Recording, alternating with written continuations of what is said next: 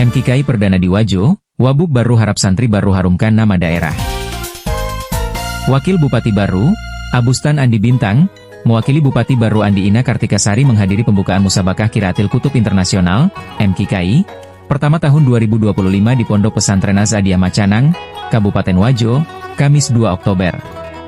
Pembukaan MKKI ditandai penabuhan beduk oleh Menteri Agama RI, Profesor Dr. KH Nasaruddin Umar, bersama tamu kehormatan serta penanaman pohon di halaman pesantren. Dalam sambutannya, Menak menegaskan MKKI bukan hanya perlombaan, melainkan wadah silaturahmi ulama, santri, dan akademisi lintas negara dengan tema merawat lingkungan dan menjaga perdamaian.